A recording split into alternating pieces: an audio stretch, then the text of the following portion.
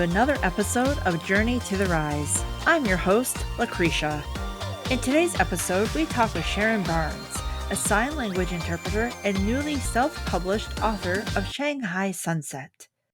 Sharon shares with us her 16-year journey to making her dream come true.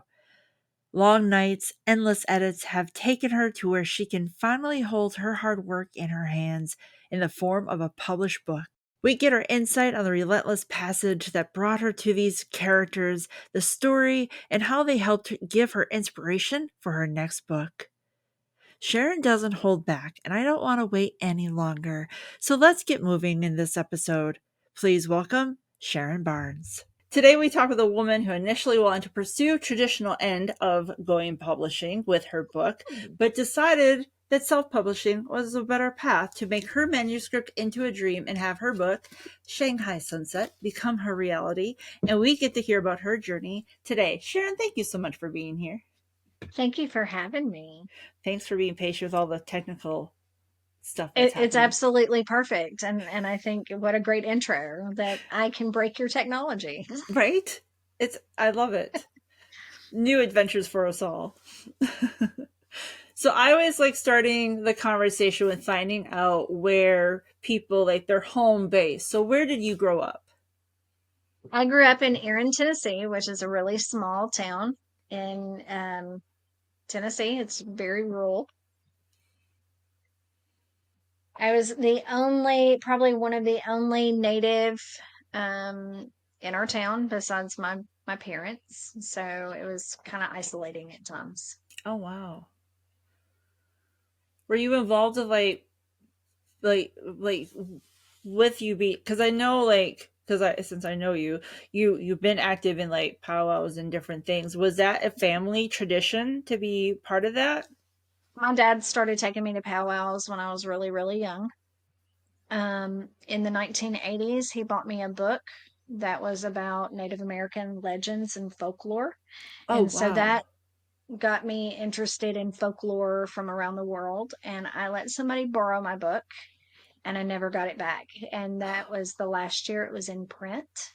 Oh, no. So I've been to reservations looking for a copy of the book. I've been to powwows looking for the book.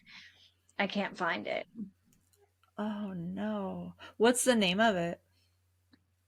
It was just Native American folklore, and it was all different tribes. So, like the Iroquois and the Cherokee, and just every tribe out there, like different legends they had. And like I said, it was out of print.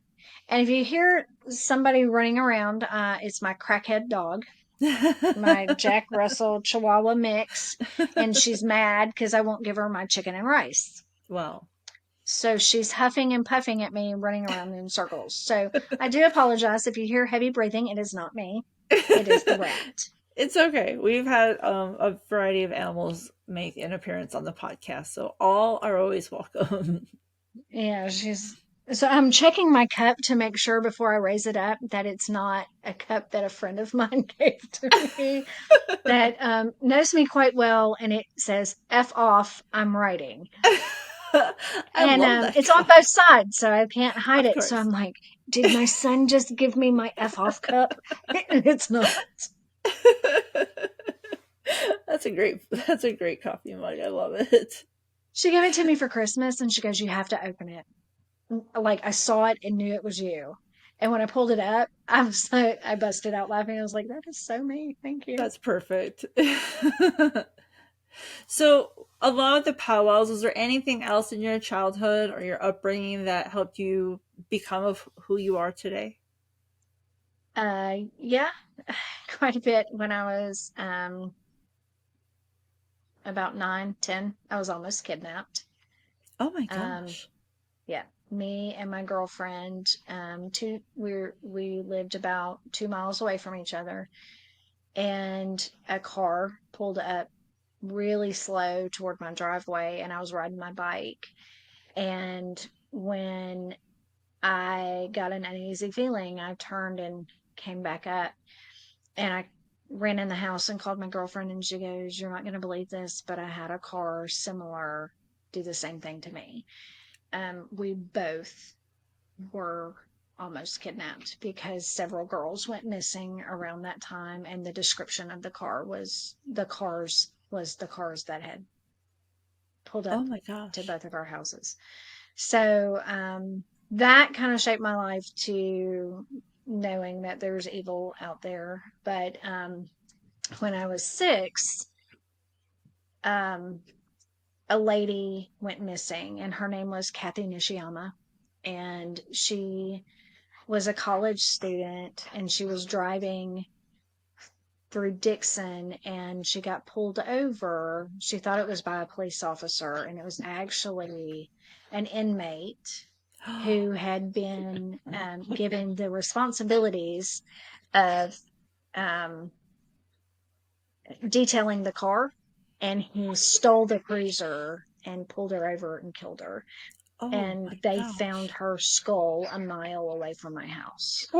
So when her name came up on the TV, my mom couldn't say her name, and I immediately could say it. And I told my mom at that time, I said, she's dead. Oh And man. then they found her remains. Oh my But gosh. one of her bones was found in my yard. Oh So, my gosh. yeah, it was her femur bone that was found in our yard. A dog had brought it in. Oh man. So that made me want to tell the story of the bone. Like, how did it get here? Right. And immediately got a typewriter and started trying to type out this story at 6. And of course, it didn't go very far. But Sure. those were a couple of things that shaped my life. But my dad believed in culture and language, and he preached that because he's retired military. Um, and he would always, but my dad was having flashbacks from Vietnam when I was growing up. So I was taught at 6 how to kill, and I was taught at 7 how to shoot. Wow. So that kind of shaped me to be Sure. a very strong, independent person. Um, and he wasn't doing it to be mean. He was trying to Right. teach me to protect myself. Right. And Yeah. nothing like eating soup at the table and your dad going, "Did you see the spoon? Can you kill a man with a spoon?" And I'm like, Wow. "I just want to eat my soup. I'm going to say yes, but whatever." Yeah. And the answer was yes, yes, you can kill a man with Mm. a spoon. And, so that was my childhood growing up. So, a lot of craziness and a lot of fun. And it's just who I am. Right. That's incredible. Like, and how wonderful for your dad to take his experience and just want you to be safe and protected. Yeah. Because he knew there was a lot of crazy and bad people in the world. And I think if my dad ever knew that I had almost been kidnapped, he probably would have went and found the car and would have taken care of the situation. So Right. um, I knew what I could share and what I couldn't share. And there's not a doubt in my mind that if anything had happened that day, that my dad would not have found a way to get to me. Yeah. Yeah. He wanted to protect his little girl. Right. Yep. Yeah. Yep. So, did you like with the powwows, like was that brought into the home as well, the native culture and the importance and the history? So English was not my first language. I spoke German first before English. Um, Culture and language was a huge part of my home. But the Japanese and Korean culture was more than the native culture. Both of my parents are native or part native, and both of them were told growing up, don't ever forget you're native, Hmm. but they were told to claim white as a Oh. means to be able to get a job. And my dad's mom, you can't find her on the census. She doesn't exist. 1920s, 1930s, 1940s. She was not even listed as a woman in the home because she refused to denounce. So I knew growing up certain things, but my grandmother's name changed at least 3 times and every single name. So the name that I was told couldn't find. Then I did a combination of her. So then my dad reminded me that his grandfather had told him that he's native. Well, I always thought it was my grandmother's dad, and it wasn't. It was his dad's dad. And the last name that I grew up with was Cox. So I am every male in the family had William either as their first name or as their middle name. So I thought they were like Will Cox. Mm-hmm. You know, they had taken the William and made it their middle name. Come to find out, that wasn't even our real last name. My dad's grandfather changed our name so that he wouldn't be recognized as native and could get work. Oh It was my actually gosh. when he was trying to work, it was easier to be black than native. And you know how bad it was during the civil rights and Yeah. before the civil rights. So you think 1900s, if a man is willing to change his name and change his identity and claim white, but tells his family, just remember you're native, Yeah. there was strong persecution Wow. against natives back then. But still to this day, my grandmother doesn't exist. Like, you can't find her. Oh my gosh. Yeah. So, um, my grandmother was full blooded Blackfoot in Cherokee, Wow, and that's my cool. grandfather's side was Blackfoot, but he claimed white. My grandmother refused to denounce. That's why they can't find her. But And good for she, her for standing so strong. yeah. And my dad, I mean, he would go out in the sun, and I know I look kind of pale, but I tan really easy if I'm out in the sun. I'm under fluorescence all day, every day, so I don't get to be as glorious dark as I want to be.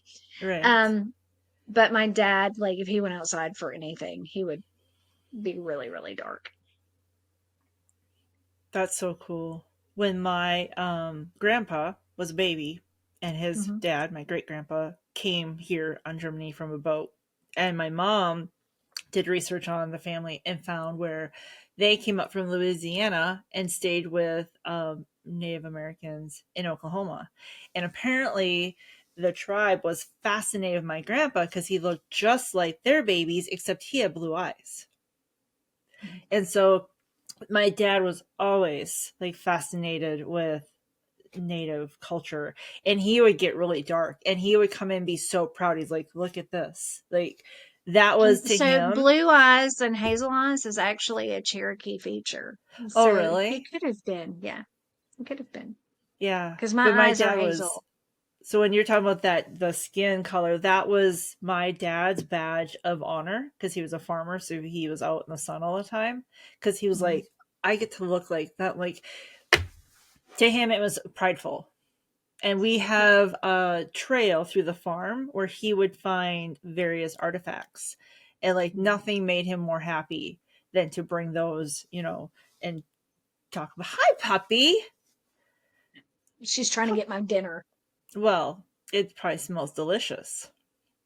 She's like, I don't know why she's holding me. This is not what I want. It's a distraction from the food. So yeah, I Yes. I love that. I love hearing stories like that. So after high school, where did life lead you?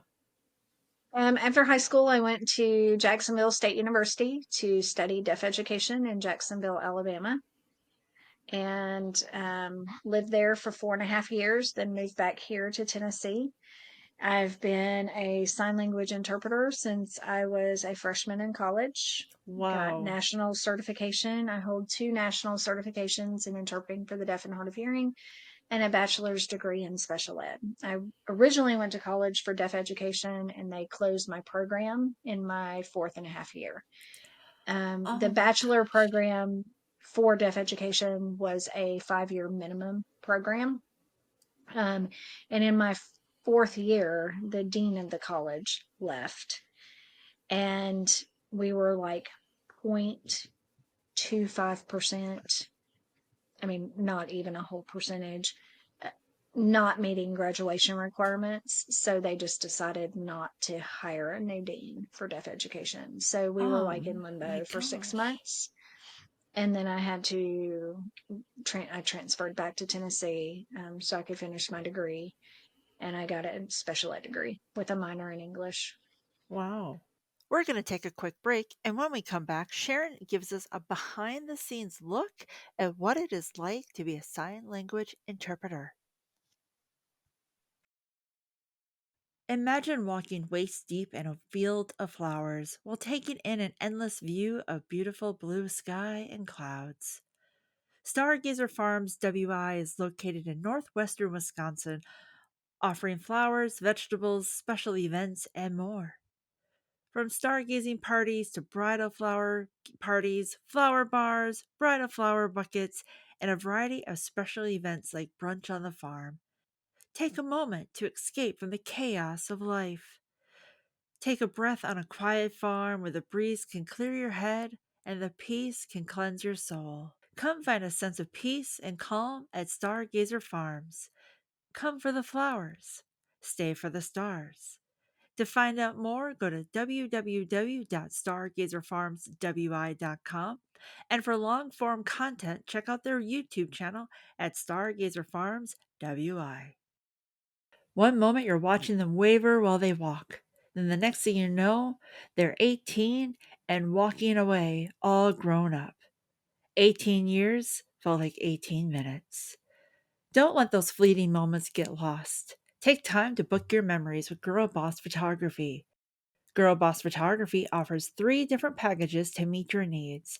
The ultimate senior session will make you feel as special as you deserve.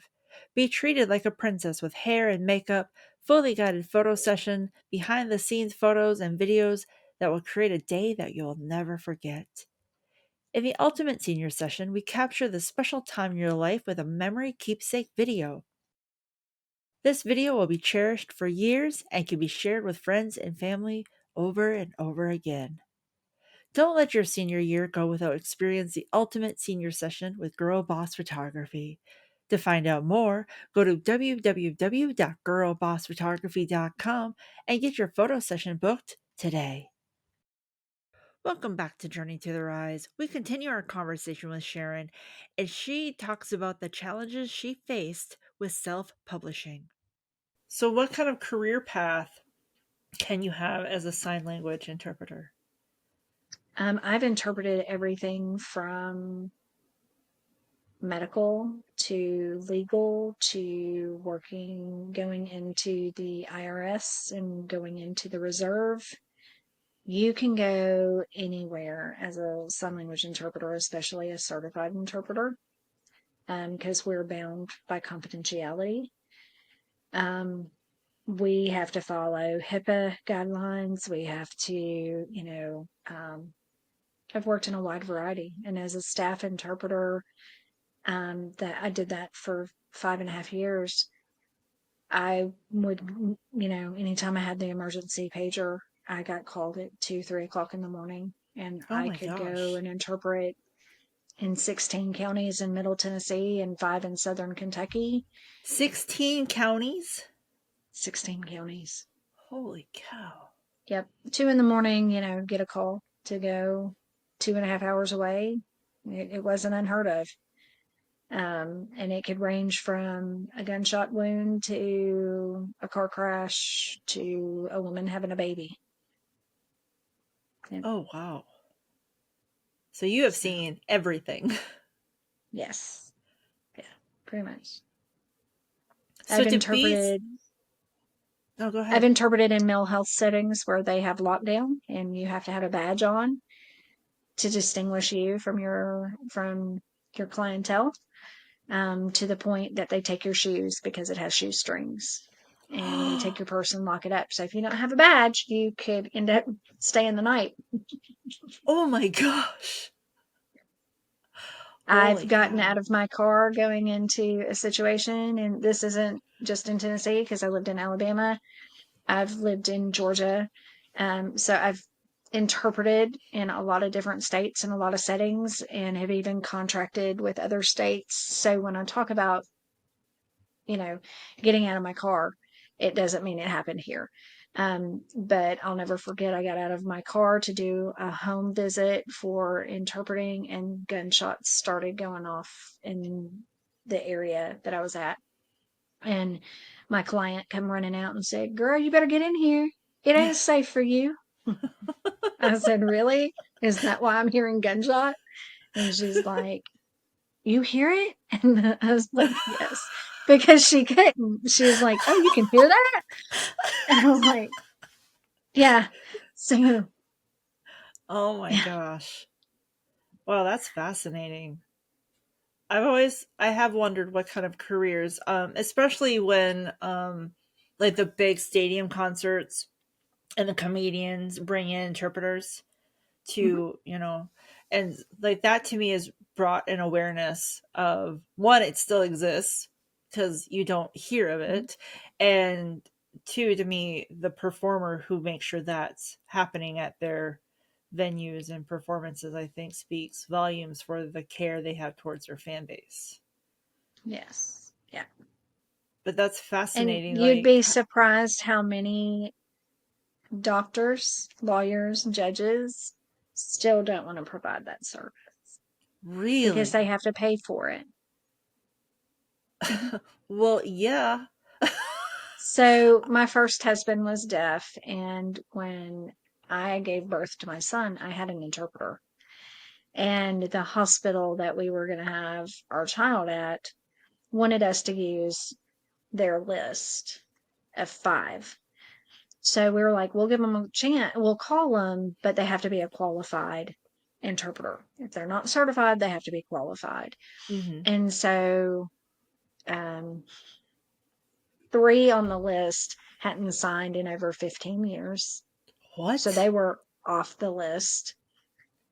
We called one and she goes, "All I know is how to finger spell." So the example of that would be like spelling every word that you say. Right. IAMGOING 2O. So by the time she finger spelled, the baby's head is coming. Of The baby course. would have already been there. And I was like, "No, no, no, you're not I'm qualified." crowning. Right. Right. And oh, she hadn't signed in a while. So it's probably going to be more like,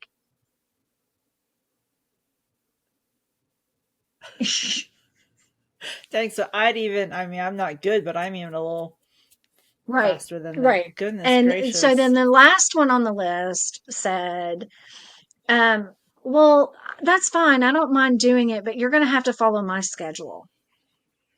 Last time I checked, What? like babies don't like follow your schedule and they're going to come when they come. So we called the hospital back and we said, "Absolutely not.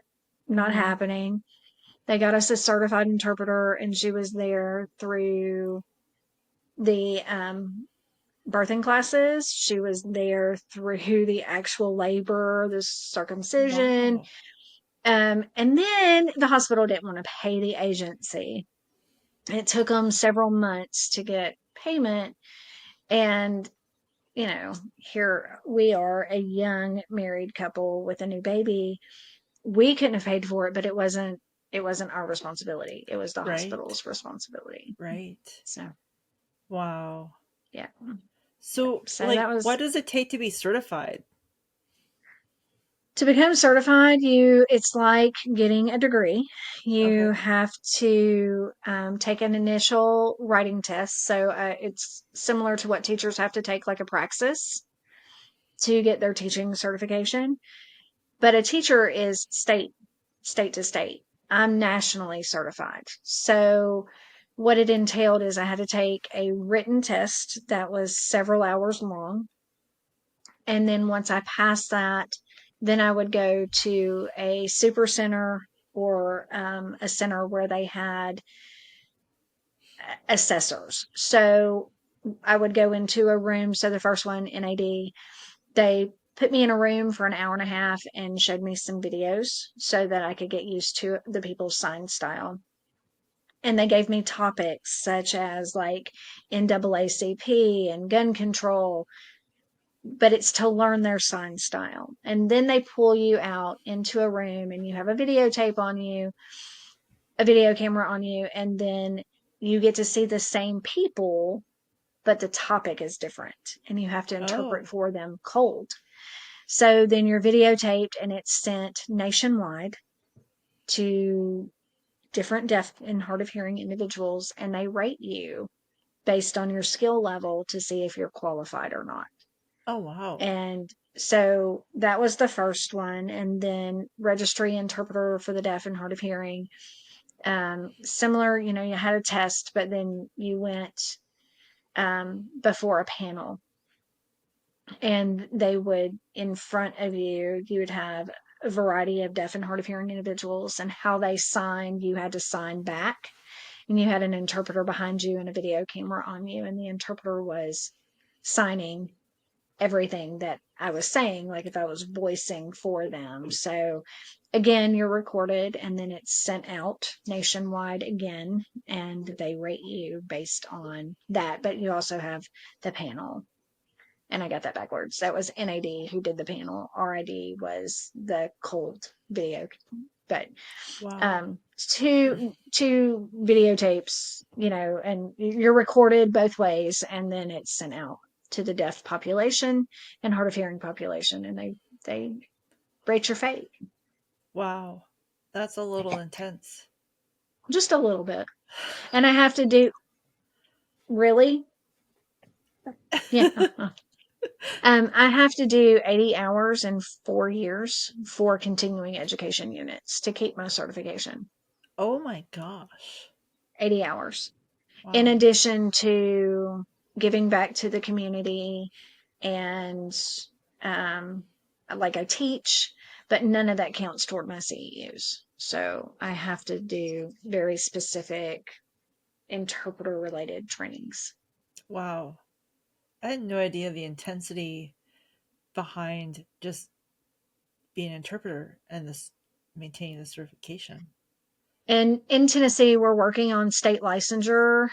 We don't have it yet, but other states do. So, in addition to my certification, I would do state licensure. That would be equivalent to like a teacher being state level. The national level, it's kind of like a teacher who has their master's, or, and if legal certification, I would say is more like your PhD for an education, for Wow. people to understand the levels kind of. That's fascinating. That's you could probably write a book just on that. Yes, yes, I could. So when you were like 6 years old, 7 years old, is that when you first started taking an interest in writing, or when did the interest of the process of writing like come to you? So my mom used to tell stories, and then my dad was an avid reader. So even before I could read and write, I would act like I was writing and telling stories.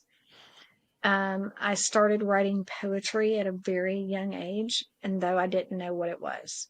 In third grade, I had an amazing teacher who would do story time, like on her rug. But it wasn't just story time. She would read us a book, but she would play a dulcimer before. So she introduced music Oh, to her wow. class, and she would play a dulcimer every day. Um, and one day she introduced us to poetry. And I remember going back to my desk and going, so this is what I've been doing. And it was Oh, just wow. validation. And I do have poems published through literary journals, but it's just like a poem here and there. So I did have that experience with literary journals and publication that way. Very cool. So as you're like doing your poetry and pursuing the different things you get that published, when did you realize that you wanted to become a writer and pursue that path? When I was 8 or 9, Wow. I would really say 6. When I found the bone in the yard, Yeah. and I tried to type it up, I think part of me always wanted to be an author. So, what steps have you taken to strengthen and develop your craft as a writer? I've attended conferences, I've attended master classes, I have done online trainings and workshops. I have worked with professional editors, illustrators. I have edited professionally.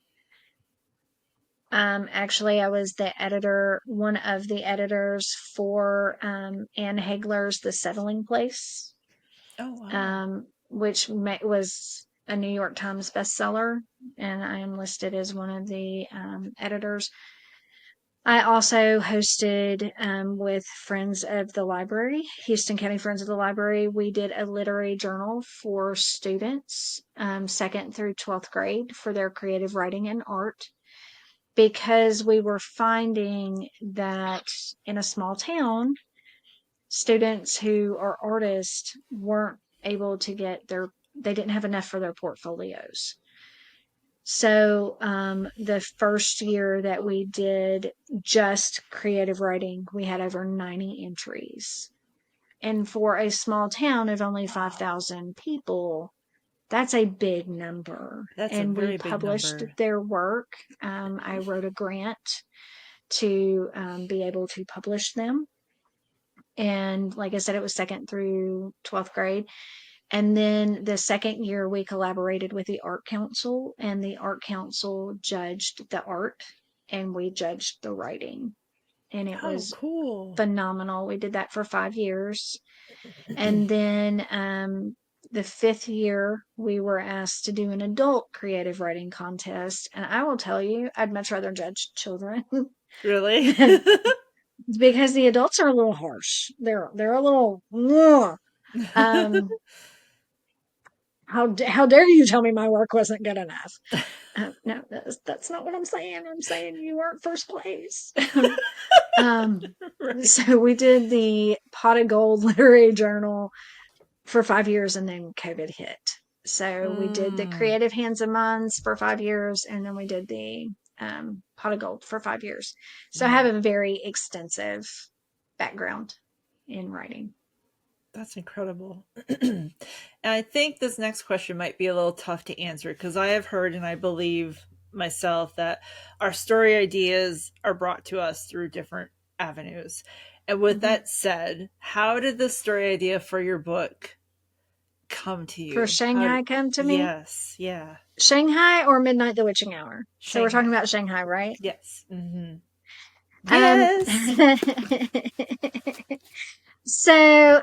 Shanghai Sunset came to me purely by accident. Really? Um, yes, it did. I was running late to work one day, and I had called my boss. Okay, I had a military father, so you were never late. You were Right? always early. In fact, the motto was you hurry up and wait. Yes, So ma'am. you can Mm-hmm. be 30 minutes early. Do not make somebody wait on you. So I am frantic trying to get to work. I've called my boss. I've let my boss know, hey, I'm running late. I will be there. I told you I live in rural Tennessee. And got, I thought I was going to cut off and go, a back road at 6:30 in the morning in the country is never a good idea because you're going to get behind a tractor, Of a course. work truck, Yes. or animals. So that morning I got behind an old farm truck that was in nobody's hurry, especially not mine. And I was like, "Ugh."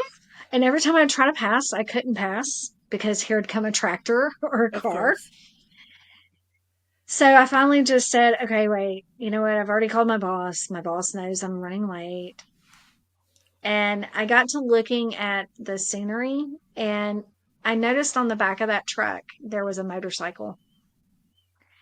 And I had the thought of, I wonder if I could get that bike off the back of that truck without laying it down. And if not, who could? And that's when the image of Breeze came to me. Oh, wow. Um, I knew she was a 17-year-old mixed martial artist with a dragon tattoo who raced motorcycles and she had sassy red short hair, and she was just full of personality. That's all I knew about the character. I didn't know her name. I just knew those things. So I finally could get around the truck, was on my way to work, and I could not shake the image of this woman. And I pulled over and I jotted down really just 6 things. Female, 17-year-old, MMA, motorcycle, red dragon tattoo, sassy. That was it. That's all I had.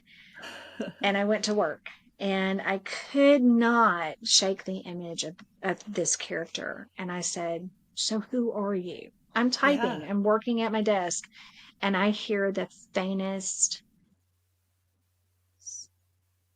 And I was like, "Oh, yeah, you are." And by that one word, I knew her first, middle, and last name. I knew who her best friend was. I knew who her parents were. And this world evolved. And that day on my lunch hour was the first day that I sat down and started writing Breeze. Oh, wow. And that was 16 years ago. So she's definitely evolved and changed, Mm. but who she is, I changed her from 17 to 18 as the story goes, because of content. Oh, sure. And I had an editor tell me that young adults don't have sex. And I'm like, have you been to a high school lately? Have you been to a middle Right. school? I don't know what rock you're under, but okay. Right.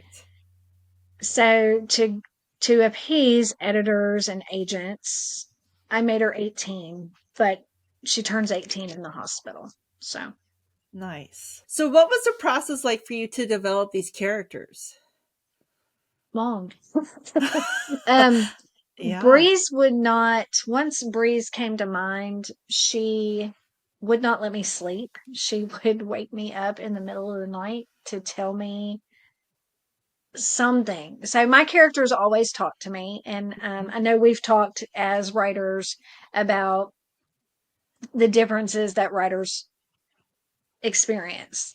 Some have images that just come to them like a movie reel, Mm-hmm. or others see like a picture and a word. Mine have conversations and like full on, like I've had characters yell at me and tell me to do it their way, or they would find somebody else to do it. Okay, look, you're in my Dang. head. Like, shut up. Um, but Breeze made it very clear early on that she had a story to tell, and it was my job to tell it. Oh, that's And amazing. so in 2020, I had a stroke, and I couldn't write fresh at that point. I could edit and revise, and it was one of my secondary characters that broke through. Um, 9 months after I had my stroke. Like, Oh, I wow. really could not write. The silence in my head was unnerving. Do not ever tell a neurologist, by the way. The voices in my head have stopped because they literally start looking at psychotic medication. And I'm like, no, no, no, no, no. I'm a writer. And then they look at you and go, mm-hmm. Right. That's normal for me. And I'm like, okay, note to self what not to do. Do not tell the neurologist the silence in your head is unnerving, or that you hear voices, because either Right. way, you may get a little white jacket. So, I was actually driving to work in Nashville to interpret, for Sorensen Video Relay. And I was becoming very frustrated with the silence and not hearing my characters. And one of my characters in Shanghai Sunset came to me, and it was Mickey, and he said, "Kid gets his own story. Why don't I get mine?" And the Oh, tears of joy that I felt, yeah. because that was my first break of being able to hear my characters again.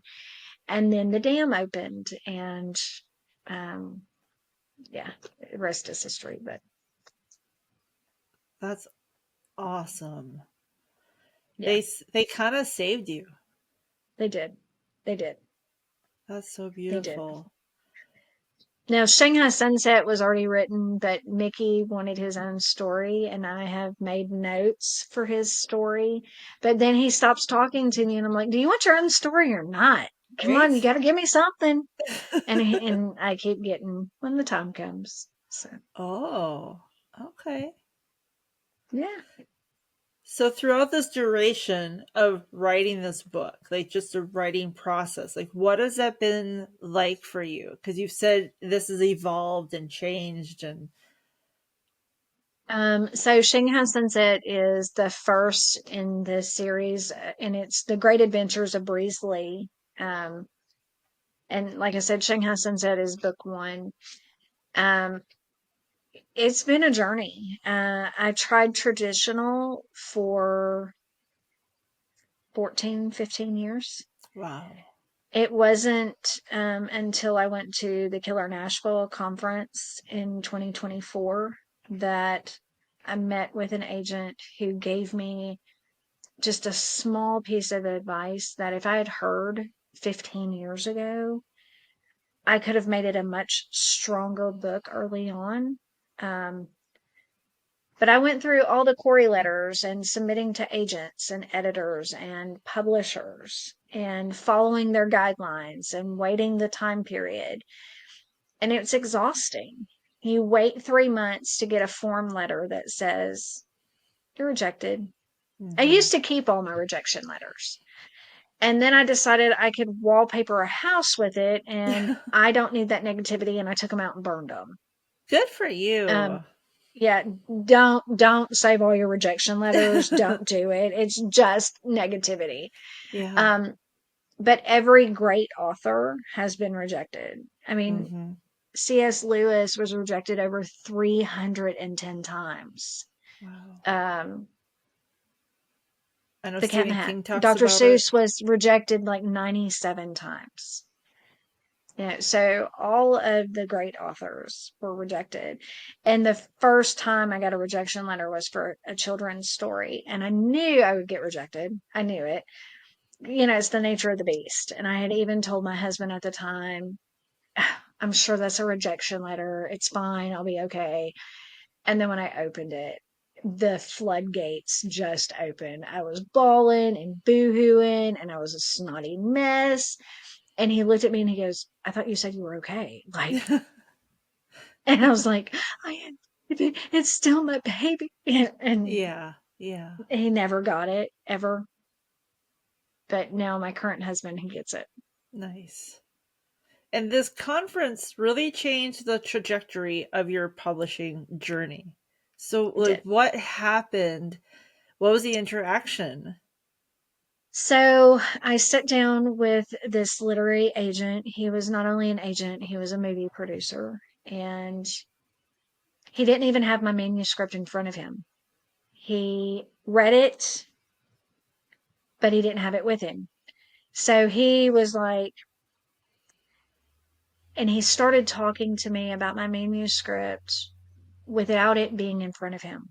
And his first words to me were, "I read it twice." Oh, wow. And I was taking notes, and I looked up and he goes, "I read it twice." He said it again. And I put my pencil down and I made eye contact with him, and he said, "It's good. Don't change it." He said, "If you don't get a literary agent in the next 6 months, do it yourself." He said, "Life's too Really? short. Do it yourself."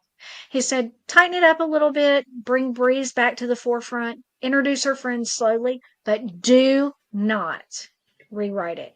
He goes, "Did you hear me? Do not rewrite it." And I'm making notes. And he said, "Life is too short." He said, "I'm old." He goes, "I'm not waiting for a traditional publisher to publish my stuff." He goes, "I'm going to do it myself." And his wife or assistant was with him. I think it was his wife. And she was frantic because he didn't have my manuscript in front of him. And he goes, "I don't need it." And she goes, "I'm going up to the room. I've got to find it. I've got to find it." And Like we're talking, and it was supposed to be a 20-minute session, and it was 45 minutes. And he What? started it with, yeah, yeah. That's unheard And he of. started it with, I read it twice. And he ended with, I read it twice. And Wow. I'm telling you, do not rewrite it.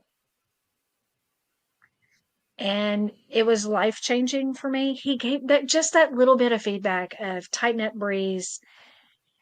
You end with a fight. There's tragedy in the middle. You want the action up front. And I went home from that conference and I was in the shower on Labor Day. And the first 10 pages came to me. 16 Whoa. years, everything else had been there, had been rewritten, edited, Yeah. revised, has been Yeah. to 3 professional editors and back again. Um, but the first 10 pages I wrote literally in the shower. It came to me, and it was all because of him.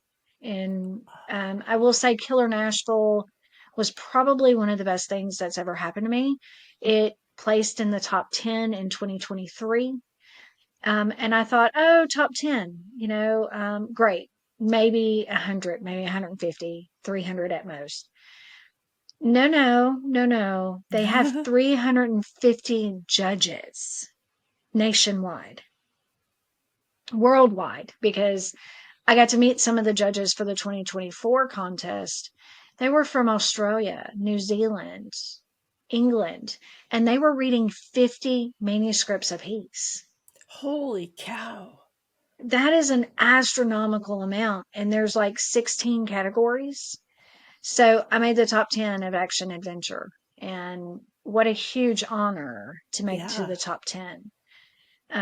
I mean, I was honored when I found out I made the top 10 in the first place, but then to find out it was at that caliber, Hmm. um, that was huge. And when I made the top 10 in 2023, I didn't get to go, for financial reasons. In 2024, I said, I'm going. I don't care what the cost is. I don't care what I Right. have to do to get there. And it was absolutely by far the best thing I could have done for myself as a writer. That's amazing. I've heard incredible things about that particular conference, and I'm so glad that you went. And clearly, it was fate. Like you were meant to go when you went to, so that you ran into that gentleman. Yes. Yeah. And so you get this advice from him, and then what happened? Like, did you pursue the traditional publishing as he advised? Like, what was Well, I've been pursuing the traditional publishing for 15 years. right? I entered a couple of more contests. It actually made it recently into Chanticleer shortlist, which is another big contest. It's in Washington State. Um, and I was ready to launch when I found out I made the short list, and I pulled back because they offer a traditional publication if you or they will promote you and try to get you a traditional publication. Sure. So I pulled back, and then when I didn't make semifinals, I moved forward. But from so August of 2024, Killer Nashville is at the end of August. So from September to February, I learned everything I could about independent publishing. I launched a website, created a logo with my cover designer, registered it with the state. I learned all about copyright, barcoding, um, everything that you have to do independently.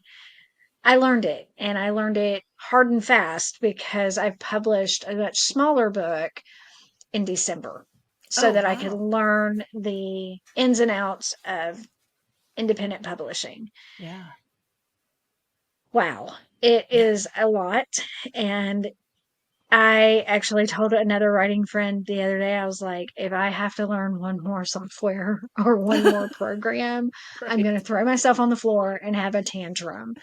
And it is ever changing, and everything that you would have had done by a traditional publisher, you're having to do it yourself.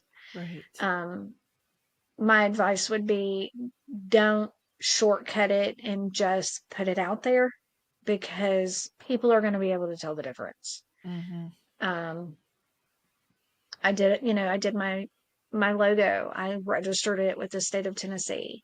Copyright, um, barcoding. Copyright and barcoding is the only way that you can technically get into a brick and mortar store, and is also the only way you can get into a library. Right. Supposed to be.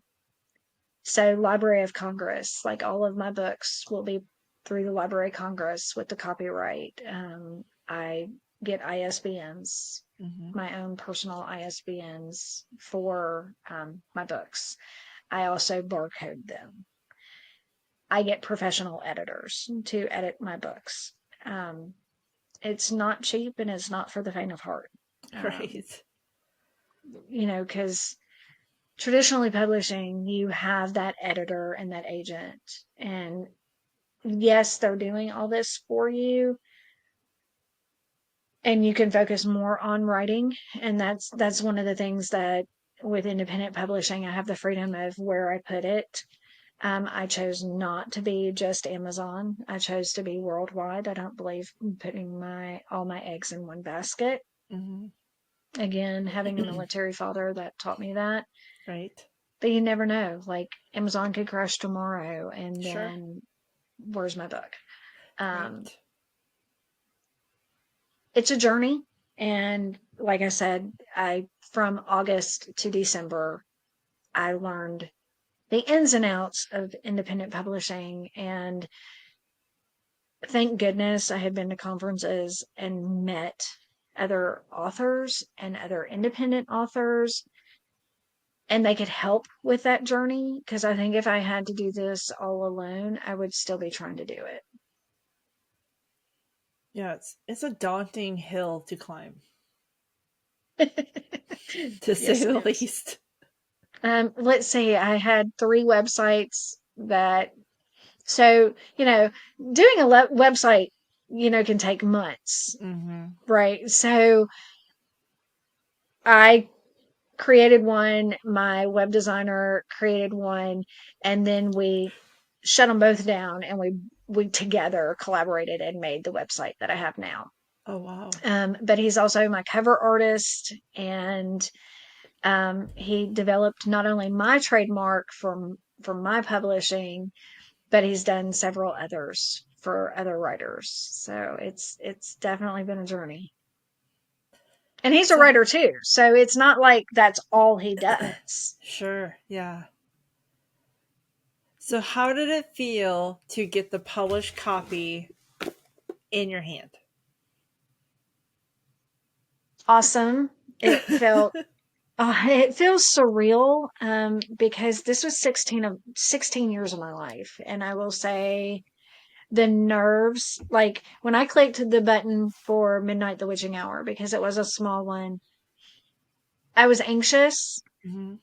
But the delays that I had with this one, Yeah. like, what could go wrong went wrong before launch. And I was so glad it happened before launch, because if it had happened like once I had released it, I think I would have had a meltdown. I would have probably had the little white jacket. The neurologist would have been like, I knew it. I told you. Because I don't think I could have like bounced back, but it was so surreal. And when I was so nervous that day. I was like, okay, like, it's out there. It is what it is now. Yeah, And of course I can always change it and revise it. But I have so many more stories that are already written for Breeze. Now I just gotta type them and get them out there. But that's exciting. And now the work begins. Like, what is the process? Now you have it published. And now you're Mhm. hitting the pavement to get it into people's hands. So what does that look like for you? Well, it's again, I don't have the traditional publisher putting thousands of dollars out there. So Exactly. all the Yeah. copies that I have on hand are the ones that I have to pay for. Hmm. Um, but I am not one to sit around and just say, okay, this is what's going to happen. I believe in marketing. So when I decided to do independent publishing, I developed a business plan. Um, and it was everything from the copyright and the logo, and everything was laid out. So when the book came out, I decided that I was going to start. How can I get in libraries? That was my big thing. I believe in supporting the libraries. And so I went to Draft to Digital and Kobo. Kobo and Kobo Plus partner with, I'm sorry, I was hearing banging. It's my boxer knocking at the door. Um, Geez, I lost it. I'm sorry. That's called stroke brain. I do apologize. Kobo, you're Like, talking about Kobo and Kobo Plus. yes. So Kobo and Kobo Plus, Kobo works with Overdraft, which is what's now called Libby for the public libraries, their online version where you can check out their books. So, I went through not only Amazon, but then I went through Kobo, Kobo Plus, and then Draft to Digital. And Draft to Digital hits a wide audience.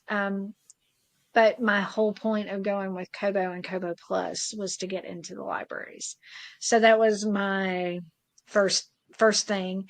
Was I wanted my books to be accessible to people who can't afford to buy a book. They can Hmm. go to a library, they can check it out. Um, but then I started contacting local libraries. Do you need an author? Have you ever had an author come and do a presentation? And I started partnering with other authors. And so this came out in February, and I already have four presentations lined up, book signings. Excellent.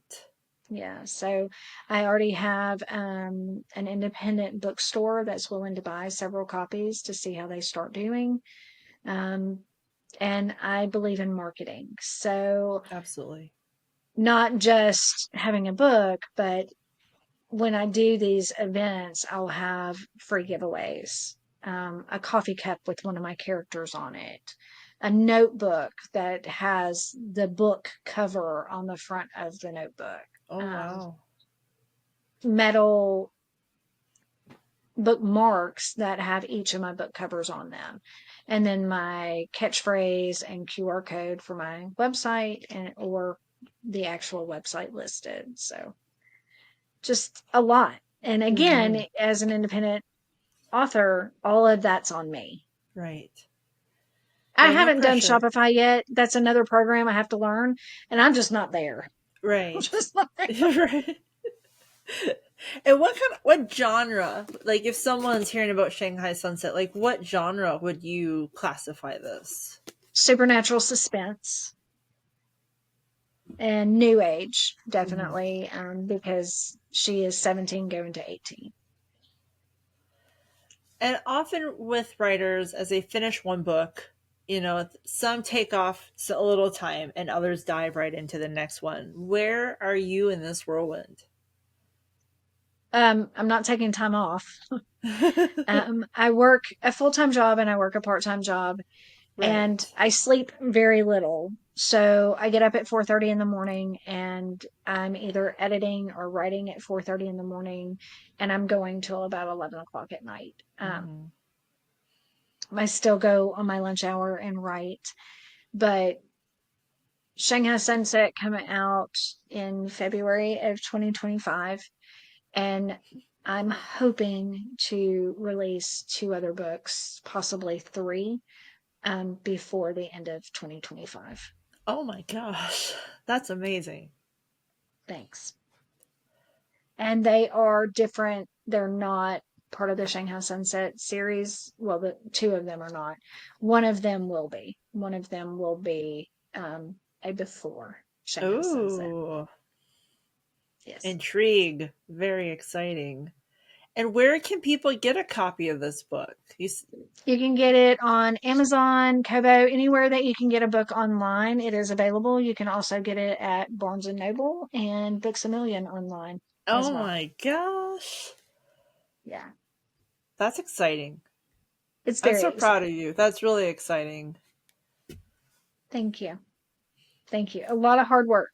16 Yeah. years are in this book. And so I mean, you have other books coming out. Like, what is ahead of you for this upcoming year? It just sounds like there's a lot in the pipeline. There is absolutely. I have, like I said, the 4 presentations coming, and that's all before June, June 6th. I will be attending Killer Nashville again this year. I will, I'm entering several contests, and um, so I'm entering, well, I have Shanghai Sunset has been submitted to independent contest for independent published books. I've entered 2 of those already. I'm entering another contest by the end of March for one of my other stories, and I'm just gonna hit it hard. Like, um, if you don't use it, you lose it. Right. So to keep the craft going, I continuously write and edit and revise. And I have a book with an editor right now that I hope to have out by June. So once I get it back from the editor, I start making the revisions. Then I've got to send it to the Library of Congress to get the copyright. That can take a month to 3 months. Hmm. And then you can start the release process. Wow. That's amazing. And you have a newsletter, I do. I do. and people sign up for that through your website. So, like, if someone Yes. wants to sign up for your website, get your book, like, where can they find you? What's their website? Like, all the good things. So you can go to SharonABarnes.com, and that's SharonABarnes.com. And on my website, you can click subscribe to the newsletter there. And there's also a blog on there and upcoming events. And really, that's the best way to reach me. You can also find me on Twitter at S Barnes Author. And then Facebook would just be Sharon Barnes. And I'm not on any other social media sites because I don't have time. I need to Right. write. I only sleep about 4 hours a night. Oh my So what little sleep I get, I kind of would like to keep getting God. Right. that. And if I have to learn another social media platform, that's when the tantrum's going to happen. I completely understand. Well, I'm just thrilled for you. Like, this is amazing. Thank you for coming on here and talking about your book. I wish you the best of luck with the success of this. I'm honored to have my very own signed copy. I feel like a spoiled princess, and um, I'm so thrilled for you. Like, this has been a long journey. I remember you when I met you at a writers conference, the excitement of this book when I got the first little snippet peek of it. I wanted more, and now I have more. And I'm thrilled, and I'm so proud of you, and I can't wait to see where this takes you. Thank you. I do want to say about Shanghai Sunset, it is fast paced, it's action adventure, but there are some very real topics in this book. Um, Domestic violence, depression, anxiety, because even the best of the best can fall. And Yeah. Breeze is one of the best of the best. And you would never think that domestic violence would happen to her, but it does. And it's her journey for survival. And if she didn't have her friends, where would she have been? So her friends are her lifeline. And but there are real topics in here that I address. And I just want to say, if it gets one person out of a bad situation, then it was Yeah. worth it. It was Like worth I it. just got goosebumps. I'm not even kidding as you talked about that. And that's what I'm so like thankful for you to not be afraid to touch on those topics because often because they are hard conversations, but they are real life and you took them on head on. I did. I did. Even when I had a literary agent tell me that guys and girls can't be just friends. And I was like, I call bull because four of my best friends are guys and Mm-hmm. we were not sexual. So thank you. Right. And then he tried to tell me that domestic violence did not happen in young women at the age of 17. What? 16, 17. And I said, you need to get out from under your rock because statistically, 16 and 17-year-old girls are prime victims for domestic Right. violence and control. And I am a survivor of domestic violence, and I was 17. So I can say from life experience, it does happen. Mm-hmm. And he basically shot me down. And I remember walking out of that conference and thinking, well, that was the worst $45 I've ever paid. And I hope I never see him again because he Right. was just a horse's ass. Yeah. Um, but now I can look at him and go, ha ha ha. Right. Here it is. Here it Mother effer is. Yep, in that's right. print. Ready to share the Imprints. story. Right. And change Yes. lives because of your Right. willingness to bring up and talk about that. That is life changing for someone out there. And those are the kind of authors we need in this world. I am not one that's going to shy away. And so I will say, if you don't like violence, you don't like fast pace, you don't like cussing, then don't read my books. But if you like fast pace, if you like real world issues, and you don't mind the F bomb every now and then, definitely pick up one of my books. If you want a book, and I will say just for again, she has probably made many changes since a little snippet I got to read quite some time ago. I couldn't wait for more. Like even if it's not your cup of tea, it's worth giving a shot. Like pour it in the cup and sit down with it because I have a feeling once you fall in love with this character, and it's really hard not to because she's extraordinary, you're going to want to turn that page because that page with her writing is going to suck you in. I'm just saying. Well, thank you. I appreciate that. Yes, it's very true. So she's definitely my blood, sweat, and tears. Yeah, Definitely my blood, sweat, and tears. she did you proud, and you did her proud. Well, thank you. Yeah, and She's still got more to say, but I this can't is book wait. one. And I will say, if you go to sleep on one of my books, I'm doing something wrong because I try to get you going like the second you hit the page. Yeah, the kind where you put that bookmark in, and you're like, I don't want to go to sleep, even though I need to go to sleep. Yep, that's my goal. I Yeah. hope you get as little sleep as I do when I hope my characters talk to you. And I will say, my son read this. Now he's an avid reader, and he saw an image on my computer of another character, which is for the book that I'm working on, one of the before books. And he said, who is that? What story is that? And I said, oh, that's Kid's story. And he looked at me and he goes, that's not Kid. And I'm like, Oh. that's my character. He goes, uh, he's a mechanic, not a skateboarder. That's not Kid. And Well, I hello. said, Okay. I said, that's a younger kid and he was a skateboarder. And he goes, uh, that's not him. I don't know who that is, but that's not Kid. And like I looked at him and I'm like, he's my character. Okay, so tell me, how do you see Kid? And he goes, Yeah.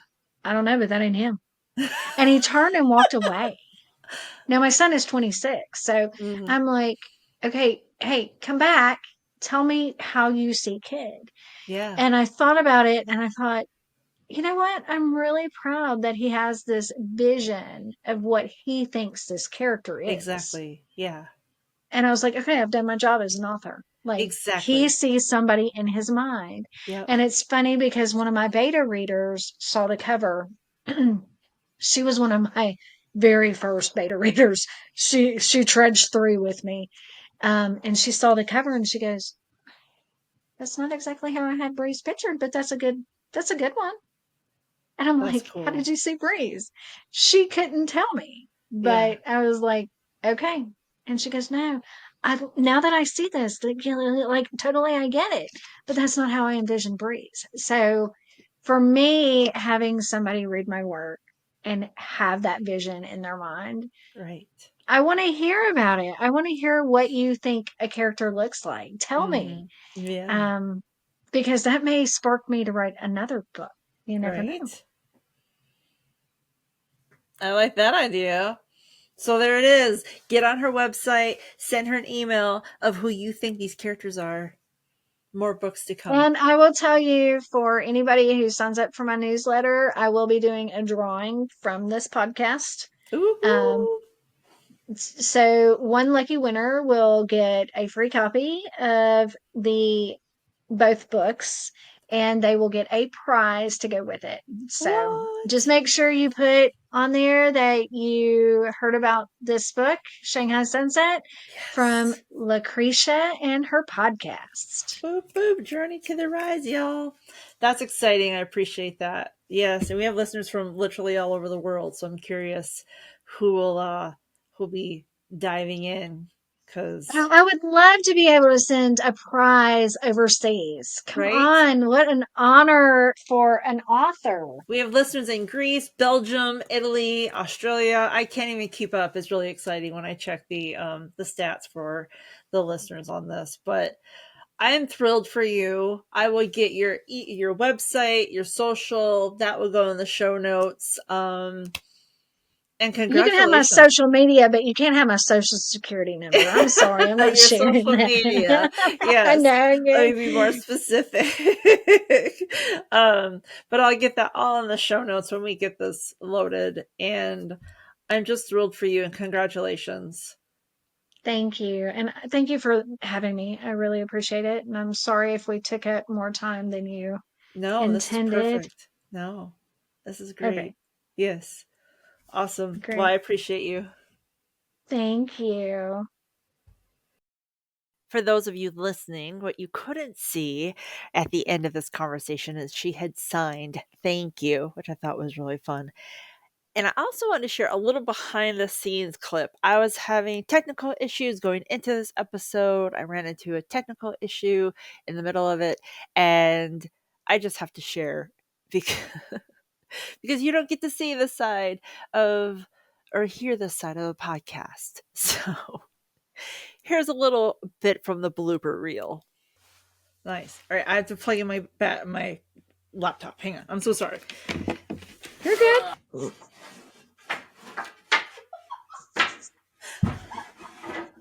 my god, my life.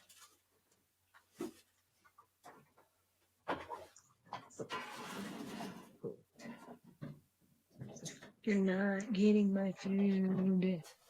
You're not.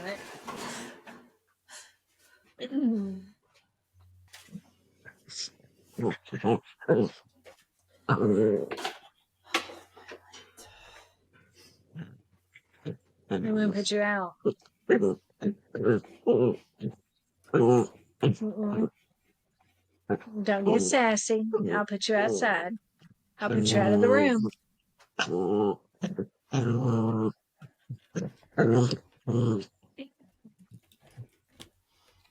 You're not getting it. You're not getting it. You're not getting it. Stop it. No.